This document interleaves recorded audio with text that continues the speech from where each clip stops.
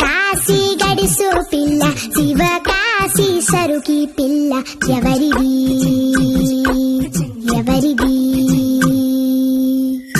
అల్లరి చేష్టలామ్మాడి ఆటల్లో గెలిచే కిల్లాడి జింకల చెంగున చిందాడి జోరుగా వచ్చేస్తుంది ఎవరిది